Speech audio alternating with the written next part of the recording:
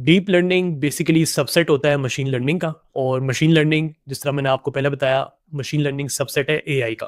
अब deep learning को समझने से पहले मैं आपको एक एग्जांपल देता हूं, जिससे आपको प्रैक्टिकल एप्लीकेशन का आइडिया हो जाएगा कि डीप लर्निंग कहाँ पे यूज़ होती है। आप लोगों ने कभी गूगल ट्रांसलेटर यूज़ किया है? तो अगर आपने यूज़ किया तो आपको आइडिया होगा कि डीप लर्निंग की वजह से बड़ी जल्दी एक्यूरेट तरीके से किसी भी लैंग्वेज का वेब पेज उसको कन्वर्ट कर देता है आप जिस लैंग्वेज में कहते हैं। ठीक है, इसी तरह सेल्फ ड्रिवन कार्स जो है ये भी डीप लर्निंग की बेसिस पे बनी हुई है। अब डीप लर्निंग बेसिकली सबसेट होता है मशीन लर्निंग का, ठीक है, और मशीन लर्निंग सबसेट है एआई का। ठीक है, डीप लर्निंग का ज़्यादा टेक्निकल में नहीं जाऊँगा, मैं इस चीज़ पे वही मैं बात बोलूँगा कि अगर आपने ज़्यादा टेक्निकल देखना है, आप जाके डीप लर्निंग का कोई कोर्स कर लें। मैं आपको सिर्फ उतनी इन्फॉर्मेशन दूँगा जो आपके लिए रेलेवेंट होगा एआई को सीखने के लिए प्रैक्टिकल साइड के लिए, ठीक है? अब डीप लर्निंग का बेसिकली एक मेन कोर एलिमेंट होता है जिसको हम कहते हैं न्यूरल नेटवर्क्स। न्यूरल नेटवर्क का बेसिकली स्ट्रक्चर क्या होता है, उसमें एक इनपुट लेयर होती है, फिर बीच में हिडन लेयर्स होती हैं और उसके बाद आउटपुट लेयर्स होती हैं, ठीक है? और डिटेल बताने से पहले मैं सबसे पहले आपको कंपैरिजन दिखाना चाहूँगा कि मशीन लर्निंग और डीप लर्निंग में फ़र्क क्या होता है।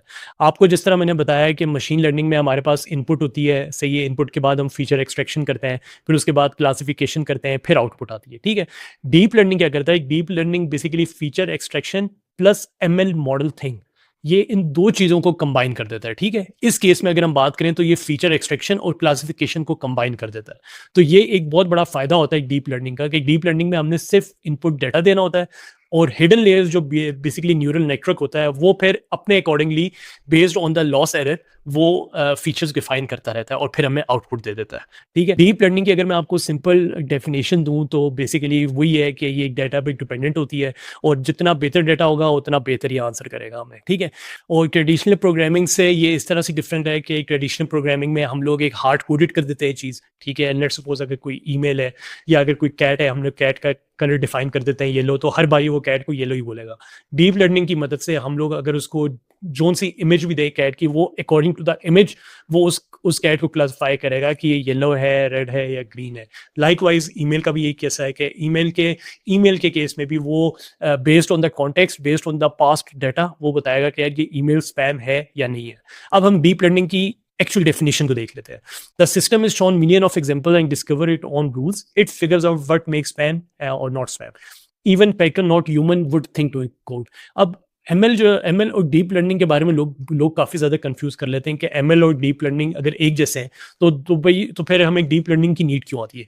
डीप लर्निंग आप ये समझ लें कि एक वो एडवांस लेवल है एमएल का, ठीक है? और वो अगर बहुत ही कॉम्प्लेक्स डेटा सेट हमारे पास आ जाता है तो उस केस में डीप लर्निंग ज़्यादा रेलिवेंट होता है, ठीक है?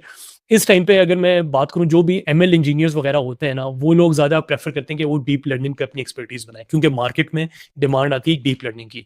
हाँ, अगर आप कॉर्पोरेट लेवल की बात करते हैं, कॉर्पोरेट पे तो मशीन लर्निंग वाला बंदा भी चल जाता है, लेकिन अगर आप हाई टेक सॉफ्टवेयर हाउसेज में जाना चाहते हैं तो वहाँ के लिए आपको डीप लर्निंग आनी चाहिए। लेकिन मैं फिर बोलूँगा कि इस वीडियो का पर्पज़ ये नहीं है कि मैं आपको डीप लर्निंग सिखाऊँ या मशीन लर्निंग की टेक्निकलिटीज़ बताऊँ। पर्पज़ सिर्फ ये है कि मैं आपको इतना इक्विप कर दूँ कि आप एआई की प्रैक्टिकल साइड पे चले जाएँ। तो अभी मैंने आपको डीप लर्निंग के बारे में डेफिनेशन बता दिया, आपको मैंने कंपैरिजन बता दिया कि मशीन लर्निंग और डीप लर्निंग में क्या फ़र्क है। अब मैं आपको डीप लर्निंग की और प्रैक्टिकल एप्लीकेशंस बता देता हूँ जिससे आपको आइडिया हो जाए कि भाई कहाँ-कहाँ डीप लर्निंग यूज़ हो रही है। वॉइस असिस्टेंट्स में यूज़ होती है, फ़ोटो ऑर्गेनाइजेशंस में यूज़ होती है। लेट्स सपोज़ आप गैलरी खोलते हैं, गैलरी में आप कलेक्शन की जगह फ़ोटो या आईफ़ोन में फ़ीचर होता है पीपल वाला, ठीक है? वो वाली चीज़, वो सब डीप लर्निंग की बेस पे है। रिकमेंडेशंस और ट्रांसलेशन जो मैंने आपको पहले बताया है। अब बेसिकली जो डीप लर्निंग का मेन जो क्रक्स है ना, वो है न्यूरल नेटवर्क। जिस तरह मैंने आपको बताया, उसका मैंने स्ट्रक्चर भी आपको बता दिया। इनपुट होता है, हिडन लेयर होती है, हिडन लेयर के बाद आउटपुट लेयर होती है। अब बेसिकली दो मेन फंक्शन होते हैं जो कि हिडन लेयर के हर एक नोड के ऊपर अप्लाई होता है। वो होता है एक्टिवेशन फंक्शन और एक होता है लीनियर फंक्शन। आप बस इतना जान लें, ठीक है? आप बस ये जान लें कि हिडन लेयर्स में दो फंक्शन यूज होते हैं हर नोड पे, एक्टिवेशन लेयर और लीनियर एक्टिवेशन फंक्शन और लीनियर फंक्शन। इन दो फंक्शन की बेस पे नोड्स आपस में इंटरेक्ट करती हैं, ठीक है? ये इन्फॉर्मेशन आपको खाली होनी चाहिए अभी तक। मैं आपको एक और एग्जांपल देता हूँ जिससे आपको और अंडरस्टैंडिंग हो जाएगी कि न्यूरल नेटवर्क काम कैसे करता है, ठीक है? न्यूरल नेटवर्क के 3 लेयर्स हो गई, ये तो आपको पता है। Input layer, multiple hidden layers और आउटपुट लेयर। अब हिडन लेयर्स काम काम कैसे करती हैं। फॉर एग्जांपल आप एक डिटेक्टिव एजेंसी हैं, ठीक है, आपको एक टास्क मिला है, आपने एक बिल्डिंग के अंदर जाना है और वहाँ से कोई चीज़ आइडेंटिफाई करनी है, वहाँ पे लेट्स से कोई चीज़ चोरी हुई है, आपने आइडेंटिफाई करना है वो कैसे हुई है। आपका स्टार्टिंग पॉइंट क्या होगा? आप सबसे पहले ग्राउंड फ्लोर पे जाएँगे, ठीक है, ग्राउंड फ्लोर पे जाके आप देखेंगे अच्छा वहाँ पे कोई क्लू मिल रहा है, नहीं मिल रहा। फिर आप एक-एक फ्लोर ऊपर आएँगे, जब आप मिडल फ्लोर पे जाएँगे तो आपको ज़्यादा क्लूज़ मिल जाएँगे। लेकिन जब आप टॉप फ्लोर पे जाएँगे तो तब तक आपके पास इतनी ज़्यादा नॉलेज आ गई होगी, इतने ज़्यादा आप लर्न्ड हो गए होंगे कि आप कोई डिसीजन ले सकेंगे। इसी तरह से हिडन लेयर्स काम करती हैं न्यूरल नेटवर्क पे। जितनी ज़्यादा लेयर्स होंगी, उतना ज़्यादा एक्यूरेट आंसर आपको मिल सकता है, ठीक है? तो ये पर्पज़ होता है न्यूरल नेटवर्क। और ये बैक एंड पे काम कैसे कर रहा होता है, वो भी मैं आपको बता देता हूँ। तो अभी तो मैंने आपको एक सिंपल एनालॉजी के साथ बता दिया बिल्डिंग वाली के न्यूरल नेटवर्क काम कैसे करते हैं। अब मैं आपको थोड़ी बैक एंड नॉलेज दे देता हूँ। कोशिश करूँगा ज़्यादा टेक्निकल ना हो, ताकि आपके लिए ईज़ी अंडरस्टैंड करना हो कि न्यूरल नेटवर्क होता क्या है। अब basically neural network back and पे काम कैसे करता है, सही है? सबसे पहले हम लोग फ्लो की बात करते हैं, भई इनपुट लेयर है, इनपुट लेयर से एक डाटा जाता है, ठीक है? और सबसे पहले डाटा में से रैंडमली डाटा उठाता है और उसको कंपेयर करता है आउटपुट के साथ। फिर वहाँ पे लॉस एरर निकालता है, अगर लॉस एरर ज़्यादा है फिर वो दोबारा मल्टीपल हिडन लेयर्स पे आता है, फिर वो एक-एक नोड पे जाता है हिडन लेयर के, जिसको हम कहते हैं बैक प्रोपेगेशन, ठीक है? जैसा बैक प्रोपेगेशन को भी आप स्टडी करते, this system traces backward through its layer to identify which where the connection between neuron cause the error, ठीक है? बैक प्रोपेगेशन मेथड के थ्रू वो हर एक नोड पे जाता है और लेयर्स पे देखता है कि कहाँ पे एरर आया है, वहाँ पे वेट इंप्रूव करता है और फिर मल्टीपल आइटरेशंस के बाद वो फिर फाइनल आउटपुट हमें दे देता है। तो ये बेसिकली न्यूरल नेटवर्क इस तरीके से काम करता है।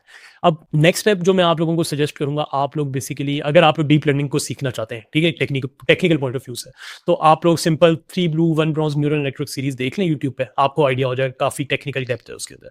उसके साथ-साथ मैं आपको एक और कोर्स रिकमेंड करूँगा जो कि एआई फॉर एवरीवन है, एंग्रू एनजी का। एंग्रू एनजी आप सबको पता है, ये वो डीप लर्निंग की फील्ड में बहुत ज़्यादा इनका बहुत ज़्यादा नाम है। तो ये 2 कोर्सेज़ हैं, एक यूट्यूब वीडियो और एक कोर्स है, ये दोनों आप चीज़ें करें और अपनी एक्सपर्टीज़ आप डीप लर्निंग में लें।